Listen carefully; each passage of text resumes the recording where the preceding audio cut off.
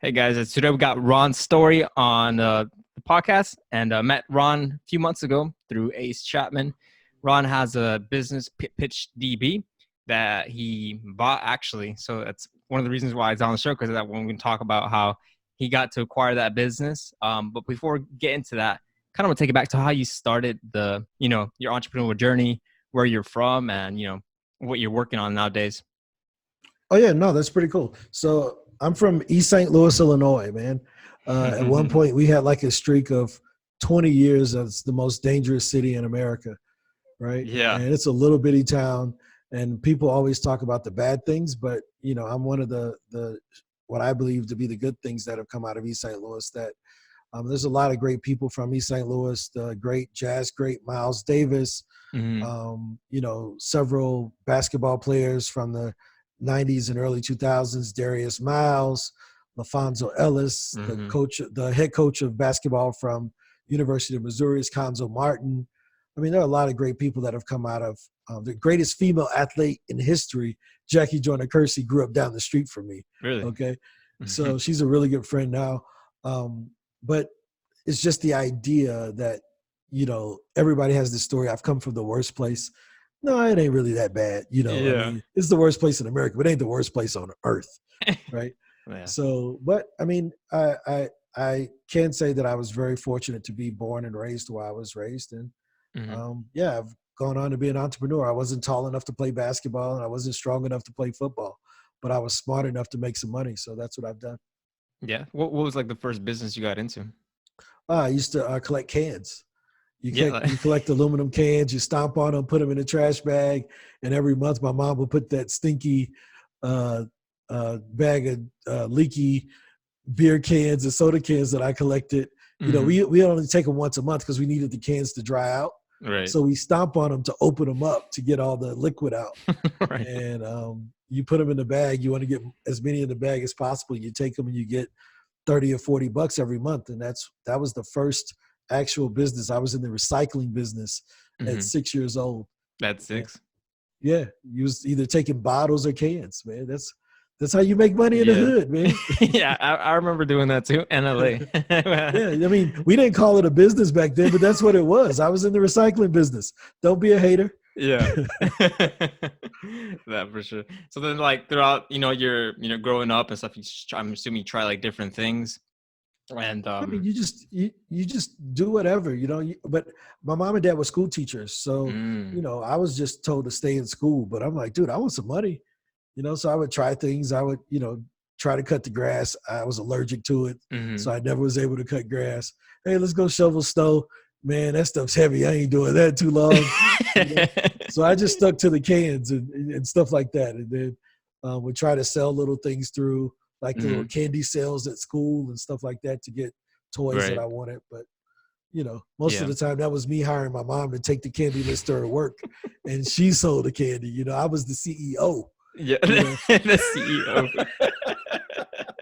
I want that bike. So, Mom, you need to go sell these katydids so I can get that bike. So as you got older, how did you progress into like other more, bigger, different kind of business? Yeah. Or did you did you go to college? Did you want to like, or did you decide, that's not for me? I'm just going to keep doing this business thing. No, I went to college. I just failed out. That's all that was. Okay. I showed up and got kicked out, Okay. So, yeah, I mean, I went to school for engineering. I was in the #1 engineering school in the country at the time, University of Illinois, for civil engineering. And, they were ranked above MIT and all of this stuff. And I was in the civil engineering program because my teachers in high school told me, hey, you're really good at math. You should be an engineer. Right. Okay, I don't even know what an engineer does. I don't even have any friends that are engineers. I never met an engineer in my life. Right. But when you're in the hood, you just listen to what your teachers say. Oh, right. You should be an engineer. I'm going to be an engineer. You can make $60,000 a year. Well, in 92, that's a lot of money. But, yeah. I'm like, oh, 60,000? Yeah, I'm doing that, right? So, I went to school for engineering. The first year I realized that was not for me. And the University of Illinois sent me a letter saying, hey, you're on academic probation. We suggest that you go to a different school to do your gen eds and maybe reconsider your major. Oh, wow. So, man, I bawled like a baby, man. I was crying because I never really like got kicked out for being stupid. Like I was really smart. I'm like, Yeah. wow, this is my first reality check that maybe the education I received, it wasn't up to par compared to what everybody else was receiving, Mm-hmm. you know? So, yeah, that was a huge reality check for me.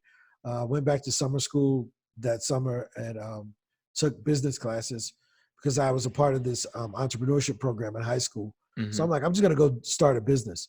So that Mm-hmm. summer, I actually tried to start a miniature golf and go-kart track. Okay. Yeah, and I tried to raise like $800,000 to build this thing. Right. And I went around to every bank in Illinois asking for a loan. And they just would not tell this stupid kid no, right? They Right. would just, oh, come back tomorrow. No, just tell me no. Like, don't have me keep coming back in here. Like, I'm Right. wasting my time, but you don't want to break my heart. I don't Mm-hmm. care. Tell me if you're going to give me the money. And this one guy said, man, look, we're not going to give you the money. And nobody else is going to give it to you because you don't have any money. Right. So you need to put down a certain amount to get this SBA loan. Mm-hmm. And I'm like, I don't have $100,000. Are you out of your mind? Like if I had Mm-hmm. $100,000, I wouldn't be in here asking you for the $800,000, right? Right. Right. I would be out doing something with $100,000. Mm-hmm. And so we ended up having a long conversation. He says, look, you write really good business plans. I get people that have the money, they don't have a business plan. What if I send them to you to write their business plans? Mm-hmm. So at this time, computer software was still brand new. Everybody didn't even have a PC, and Right. cell phones weren't even out. Like cell phones came in big boxes, like bags that you had to carry around. So there was no smartphone. Mm-hmm. So I had this program called Business Plan Pro that I had bought to write my business plan for me going around to these banks. But nobody knew I was using the thing. They thought I was like writing all this stuff. They had templates. I was using these damn You templates. use the templates? Yeah, exactly. But it had graphs that it would make according to your Excel sheet and everything. Yeah. So, but that was innovative in 97, right? That was a big deal. So he was like, you do a really good job. We have a guy that does them for $80 an hour. If you just do it for $40, a lot of people will come to you because they complain about him charging $80 an hour. And I'm like, $40 an hour? Hell yeah. Send me everybody. Right? So that was like the first official business that I'd ever started, which was writing business plans for entrepreneurs in Champaign, Illinois. Awesome. And then that's kind of how you got into like the more into tech stuff as well. Because that's how I got into. I mean, that was in 1997, right? Okay. So again, the internet is like only used for looking up rap lyrics. Okay. Like websites is like porn pictures and rap music. Yeah. Like music lyrics. Like, oh, you can find the lyrics to these songs, right? And so at this point, did you see like an opportunity in the internet like space yet, or was it just no? That wasn't until 2012, man. Okay. Oh, really? Okay. Yeah. So when I was making money writing the business plans, one of my buddies was selling investments for Prudential Insurance or whatever. His name was Walter. And Walter was like, man, I know you're making money. Why don't you buy some mutual funds from me? So I started putting $500 a month into mutual funds when I was 20. And I'm like, oh, I like this. Like I could do this. And nobody could lose at that time. Monkeys were picking stocks. So I thought I was smart. Yeah. They had monkeys that were just throwing darts at a dartboard and the stocks were going up, like it was just really stupid. But everybody was a genius from 97 to 2000, right? Yeah. Everybody was, Warren Buffett, So in 2000, the stock market crashed and I had transferred schools because my mom told me that, I had to go back to school or I wasn't going to be able to come back home. Oh, she says, I don't care how much money you're making with this business. You going back to school, So she actually forged my college applications and, oh, really? Applied for. Now, here's the crazy thing. In 1998, there was no program in the state of Illinois for entrepreneurship. You could not go to school for entrepreneurship. You can go for business administration or accounting or marketing, but there was no coursework for starting a business. So 2 schools, Illinois State University and Northern Illinois, piloted an entrepreneurship track for business. And I joined that track. And my first semester, one of my professors asked, does anybody ever want to be a financial advisor? There's a company that is offering internships, and you get to do the actual financial advice stuff. You actually get to meet with people. You have your own office, all of this stuff. And I'm like, You're me? like that. You're like, yeah, I'm doing that. And yeah, I did that for 2 years. Like, I did that for 2 years while I was in school. And then I went on to work for that company for 2 extra years once I graduated. Eventually went on to have 8 Allstate agencies in Virginia Beach, Virginia, that I controlled, the financial services side of those businesses. And then I ran Illinois and Iowa for Farmers Insurance before I got out of the insurance business. So that's kind of taking you from 2000 to 2010. Got it. Right. Okay. And then how, so like, fast forward a little bit more, I guess, from there, like, how did you end up in Medellin, Colombia, and and buying this business, Pitch TV? Yeah. So I ended up in Medellin because a company was for sale. Well, actually, I was coming to Medellin before I even had this company. So I was coming to Colombia. I was going to Cali. So ever since October of 2016, I had been spending 6 months a year in Colombia, right? So I would go to Cali until my visa was up, then I would go back, right? Until my passport 6 months was up, I go back to the States. And at this point, was it like just for because you just like Colombia, or for like I don't like reasons? the snow. Like it's cold in St. Louis. So I'm like, I'm tired of the snow, right? Before that, I had lived in Honduras and Costa Rica. So I've been traveling around since 2014 just to avoid the snow. Like as soon as the snow comes, I'm leaving, right? So you work in the States in Illinois, and then you would head out to Latin America. Yeah, exactly. Whenever October came and it was football season, I got to go. I'm out. It's too cold. Right. Exactly. So in December of 2017, I run an email marketing company where we like send a bunch of cold emails and do lead generation. Right. So I still have that company now. And in doing that, we're always looking for lead sources. Right. So we would scrape leads on our own and do all this stuff. And I found a company that had leads and the sending mechanism. Usually they're separate. You got to buy leads over here, take the Excel sheet, put it in the software over here. And I was looking at this. Yeah, can you just go over a little bit what scraping means, just for people that may not know, just like kind of like an overview? So scraping is when you do things that the government and Google thinks are bad, right? That's when you create software that just goes on web pages and searches for certain data, whether it's an email address or a phone number, or sometimes, as Google does it, they hate when you do it to them, but they do it to everybody. Right. They go and they take all the data off of your web page and store it to make it searchable, right? So what we were doing, we were going and taking all the email addresses off of web pages, associating it with the web page and making it searchable. So if you wanted to reach out to Luis.com, we would have, me at Luis.com. We would know that that's the email address associated with your email account. Does that make sense? Yeah, so scraping is when you go in and you have a piece of software that takes the data off of web pages. And a lot of agencies do this, right? Businesses. Yeah, I mean, a lot of people do this, right? I mean, there's software out there that makes it so easy. I mean, it's publicly accessible data. There's really nobody that can stop you, right? So we were scraping email addresses, and this company had already done 253 million email addresses. Oh, 200, how many? 253 million. Like they had somehow did that. I believe don't ask, don't tell. I don't know how they got the data. I didn't want to know how they got it. So I'm like, don't tell me. Do you have it? Right? Do you have the data? That's all I care about. Yeah. However you got it, send it to me with a different file name in a different way, right? But he had the software to send the emails and everything. So I had gone and I tried to sign up, and it gave me a error message. So I hit the guy up on Twitter, and I'm like, hey, is this available? And he says, I got busy on another project. It was just everybody's in the leads business, selling leads, basically giving them away. So, I just figured I would just get out of it. And I'm like, are you interested in selling or doing a partnership where, I can pay you out of the revenue? He was like, no, I'll just sell it to you. And really? This was like December 28th. By January 7th, we had a signed proposal, done a wire transfer. He had sent all of the the software over to me along with the database, and I owned the business at that point. And this was over Twitter, you said? Yeah, it's on Twitter. Yeah. Like I slid in his DMs, homie. Yeah. So you're just under like and you found this business basically kind of out of chance, really?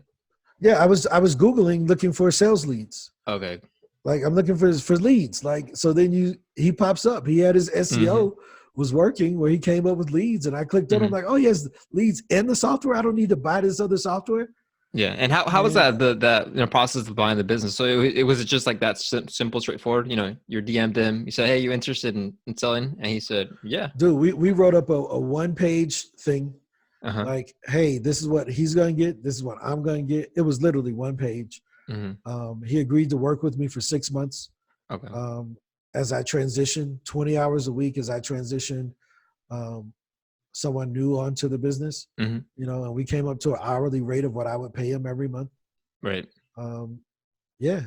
And that's how the deal was done. I mean, it was really simple. I mean, awesome. And is it that at that point did you ever think about consider buying a business before? Yeah. No, I had worked on, because my background was financial advising, and I understood the power of owning or buying businesses because I had read Dan Pena's First 100 Million book. And back in like 2011, I had sent him a proposal to try to roll up independent insurance agencies. Okay. And this was before Dan Pena was famous like he is now, right? He was still kind of, nobody knew him. You know, unless you had gone to one of his seminars back in the 90s, you didn't know who he was. I mean, he was like, barely anybody knew him. He was just kind of cursing people out on the internet. And you could actually send him your roll-up proposals, and he would send you back notes like, really? Oh, I wouldn't do this because of this. We did this back in the early 90s, and this is what happened. I think you're overpaying if you find the right people. I mean, like, I have all the notes. Like, I'll never get rid of that stuff, right? But Thelma, his assistant at the time, she set up a time for us to talk, all of this stuff, right? That's awesome. And this is before he was Dan the man, the $1 trillion man. This is when he was like the $50 million man, probably something like that. Yeah, the 50 million. Yeah, he really wasn't like the $1 billion man that he calls himself today. Yeah, but he was a lot more willing to deal with us snowflakes than what he is now, as he likes to say. Right. So you didn't have to go to the castle to have an interaction with them. Right. Now And he would give you like a really good deal on the castle too. He was like, man, just pay monthly, just come, So, but he was really trying to get everybody to come, which is good. I thought that was a good thing. Awesome. So when you got pitched DB, go ahead. What were you going to say? Oh yeah, no. So, I had been looking for businesses to buy, but then this one just kind of fell in my lap, Yeah. I put together the dream team and done that whole thing, right? I mean, I went after that process of trying to buy 100 insurance agencies in a year. And then someone came in the business and they were buying 2 every week. And I'm like, oh, they're already doing it. And they had a $500 million line of credit. Okay. I'm like, I can't compete with these guys. I was only trying to raise $100 million to do it. They had already had $500 million. And I mean, they took off like a rocket ship. I'm like, I just can't compete with these guys because they were raising the multiples of the values. And I'm like, no, it only works if you can get them for 2 to 3 times. They were willing to pay 5 to 6 times. And it was just a better story for them. So I just said, forget it. Yeah. And, went back to hustling until I could find another business that I could buy with my own money without having to raise private equity money because they were just going to rape me. I mean, that's a bad word to use, but that's kind of how it felt. I mean, I had a 2-year agreement with the placement firm. And I mean, they wanted 1 million warrants, penny warrants. I'm like, come on, man. Like, you're totally robbing me. Right. And then, the people that we were raising the money from, I mean, they were going to take 85% of the business for putting up the upfront equity money. Really? Wow. And I'm like, am I just doing this for the sake of making them rich? Because I'm not going to make any money. I'm going to work for the next 10 years and make nothing out of this. Yeah. Maybe I can just do it with my own money. So that's what I. And I'm sure going from that, going through that, and then so I guess when you saw this, you already knew this is like the perfect opportunity. You I'm sure you had already knew like this. I was smarter than the guy I was buying it from. Really? Right? Yeah. That's what you really want. Like in a deal, you want to be smarter than as a salesperson, you want to be better than a customer, right? If you're selling something. Right. And if you're buying something, you want to be a better buyer than what they are a salesperson. Right.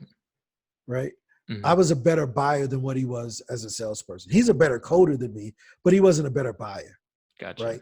I was a better buyer than what he was as a salesperson. And that eventually paid off because, I understood some things that I could maneuver. You saw the potential in it? Yeah. I mean, I eventually got the business for free. I got him to walk away from the deal. Oh, really? Just give me the entire company. How did that happen? We'll talk about that off the mic. Okay. But basically, so it was a no money down deal. Well, I mean, I did put down the earnest money. Okay. And then he reneged on some of the things he was supposed to do in the actual work agreement part of it. Got it. Right. So when he reneged on the work agreement part, well, that's reneging on the entire contract because it was a part of the original purchase agreement. So if you renege on the work part, then you reneged on everything else, in my opinion. And once he realized that, he says, well, I have no recourse, so let me just walk away. Let me just see if he'll just let me leave. And, yeah, that's what happened. Gotcha.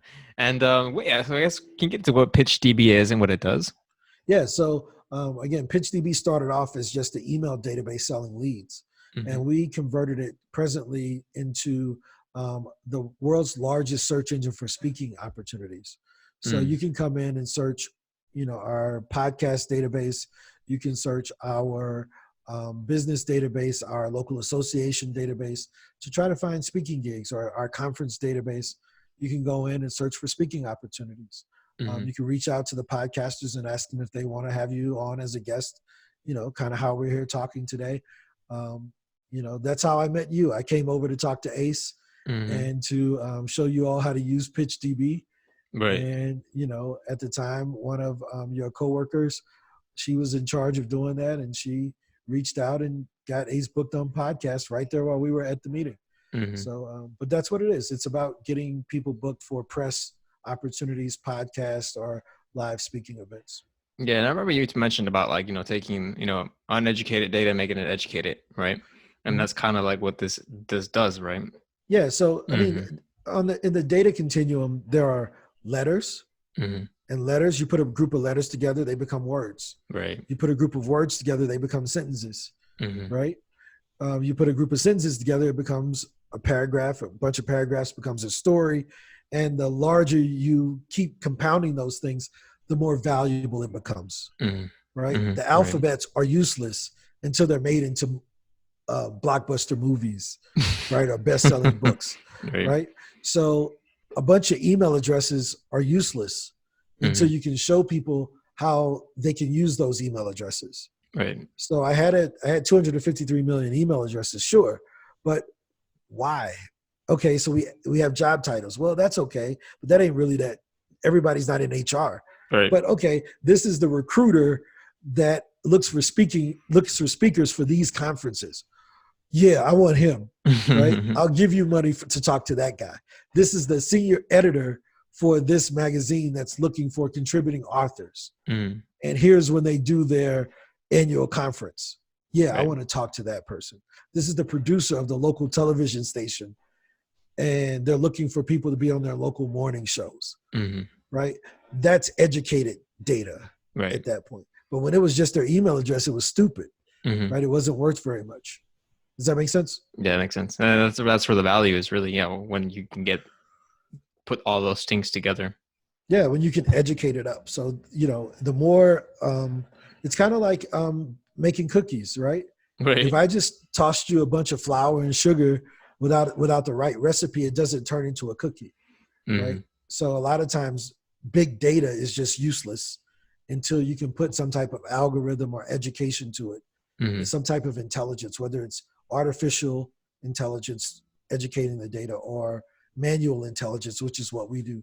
I now have 2 people that go out and scrape conferences and get particular data to add to the to the email addresses that we already have, or to add to our database. Gotcha.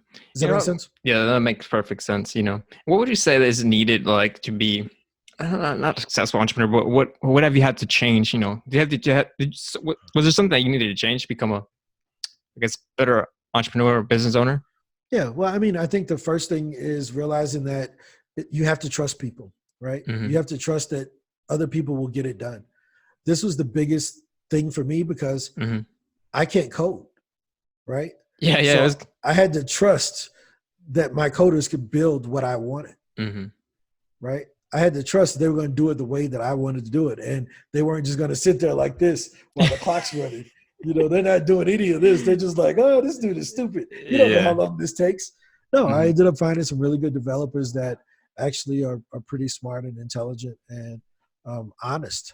Mm-hmm. So the same way you have to trust your accountants that they're doing the right things, or your lawyers are writing the right things into your contracts, Mm-hmm. you have to trust that your developers are going to do their part too.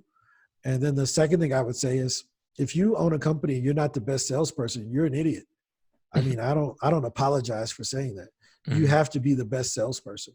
Why? Because you either got to go raise money, you either got to sell, you got to sell people on the idea to raise money. Right. You got to sell your employees on working there, Okay. right? Working for you to follow your lead.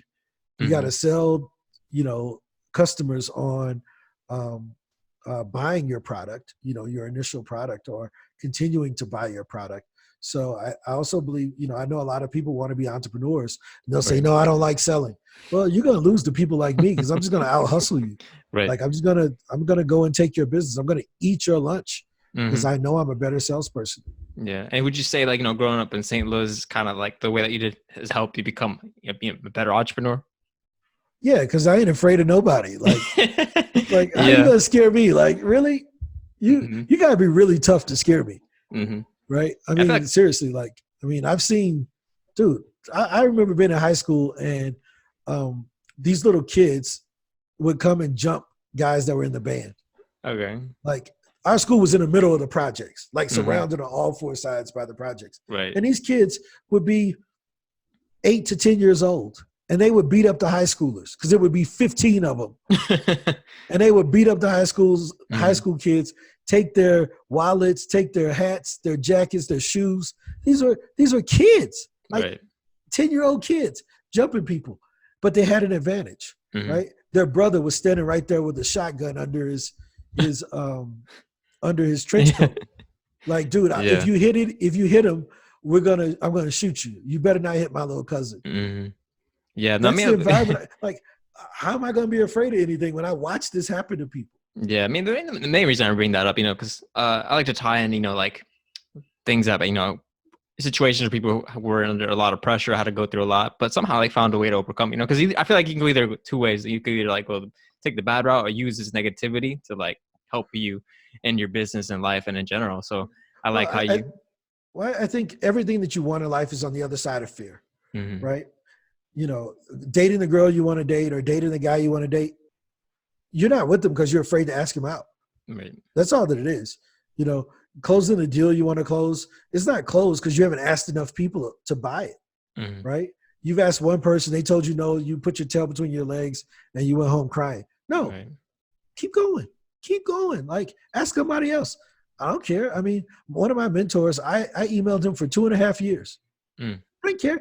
He was going to have to block me. He was too old to block. He don't know how to block people. So So he he had eventually to just deal responded. with my emails. Yeah, he eventually responded. He says, look, why don't we just go to breakfast so you can stop emailing me? Yeah.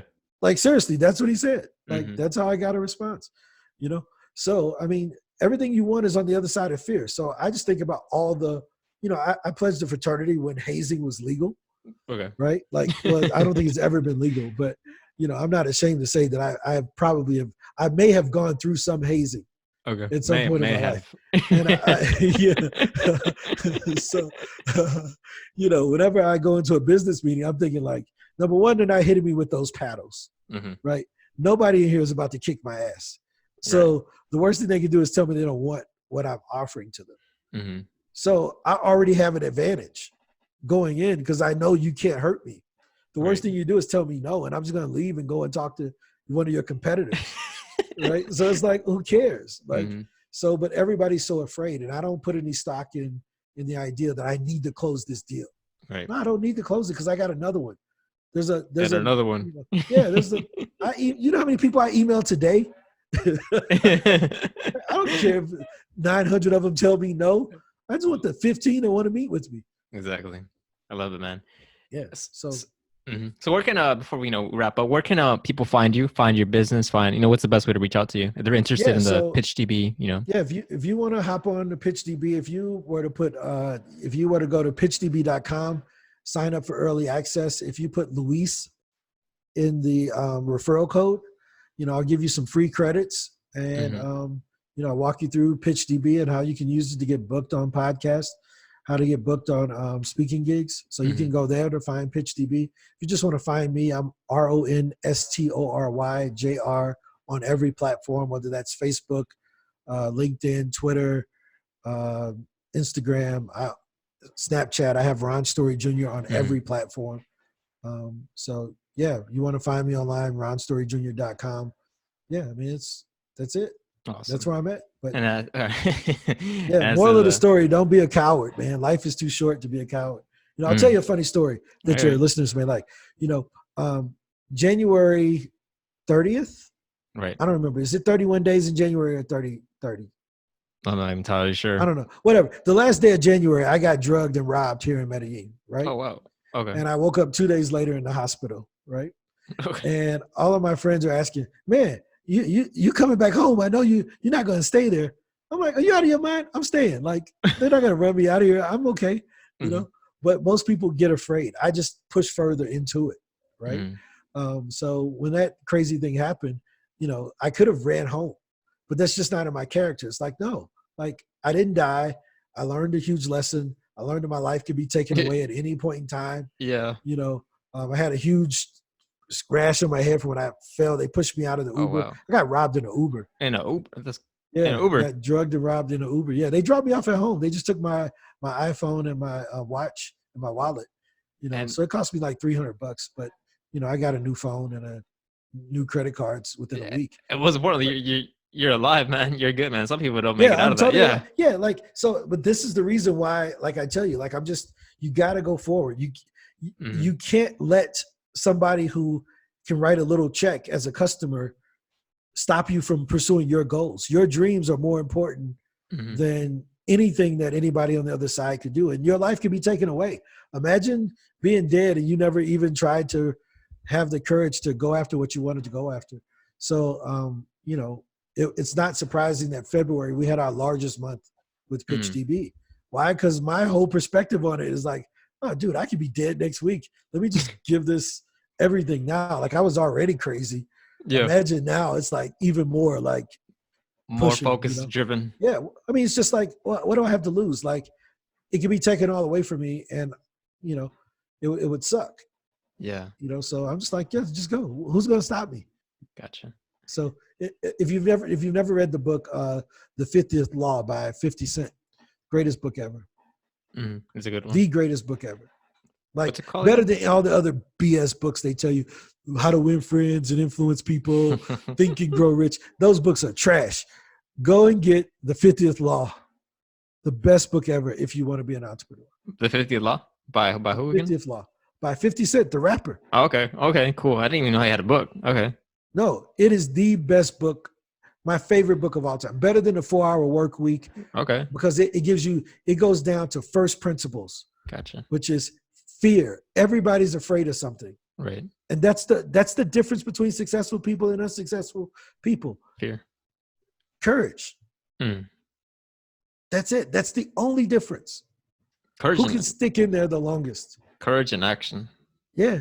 But it takes courage to take action. Right. So you can't even talk about action without having courage. It's the first principle. David Goggins, courage. Not being afraid, like being tougher than everyone else. Right. Read The 50th Law. Follow David Goggins. Change your life. I'll definitely read it. And that's now the final question. What's Ron's legacy that he wants to leave on this earth? I don't know, man. I'm still young. I'm only 42. I got a lot of life left in me, man. Dude, they tried to kill me last month, but I'm still here, baby. I don't know what my legacy gonna be. I love that answer, man. I don't know what it's gonna be. I'm still a little baby, man. You know. Yeah. I got another 50 to 60 years on this place. You know. Yeah. And the more money I make, I may be able to extend that. I may be on that. What's that one dude, Dick Cheney? He's had like 9 hearts. I want to get me 9 hearts. Make it a 200, man. Yeah, I'm trying to be around forever. People are like, I don't want to be 90. Mm. You don't want to be 90. I want to be 90. Yeah. Right? You know, I'm proud I made it to 42. I've buried 65 of my friends since I graduated from high school. Are you kidding me? You know? So imagine that. Imagine going to 65 funerals. You know? Yeah, that's a lot. I can't imagine. Yeah. Yeah. So it's a big deal, man. So moral of the story, I don't know what my legacy going to be, but it ain't going to be written today. Yeah. I like it. I love it, man. You know, I feel like, so a lot of people think they have like an answer to that question. Well, I mean, I guess they do, maybe at that point, but I mean, it's always going to change, I'm sure. Yeah, dude, I don't know how great I am yet. Mm-hmm. You know, I think I'm okay now, but I don't know the full potential of my greatness. I'm still pushing the limits. You know, I mean, Bill Gates could have never told you when he was 16 that he was going to be Bill Gates. Definitely Jeff Bezos didn't think he was going to be the Jeff Bezos he was when he had spray painted Amazon on the wall. He probably knew he had some potential, but he probably never imagined the magnitude. So I think you're limiting yourself when you put limits. I don't want to think about what I'm going to be when I'm dead. You know, I want to be a fucking hero. That's what my legacy should be. I should be somebody's hero. There you go. There you go. Now, however they define that, who cares? But as long as you live good. Yeah, and, yeah, I like it, man. Well, man. Well, Ron, thanks for being on the show, man. I appreciate it, man. And I'm sure a lot of people are going to find this very valuable and insightful. Yeah. Well, hey, man. Sorry for rambling, but moral of the story: if you just want to skip to the end of this, the moral of the story is be more courageous. Everything you want in life is on the other side of whatever your biggest fear is. So keep chopping down those fears. Life will definitely change for you almost immediately. If you want a girl, go kiss her. Go ask for her phone number. You want the guy, go get him. You want the business, go try to buy it. You know, I would have never bought this business if I didn't reach out to the guy. You know, I've never had any of the girls I've ever dated if I didn't reach out to them. So courage, start with the first principle. Love it, man. Thanks, man. All right, man. Cool.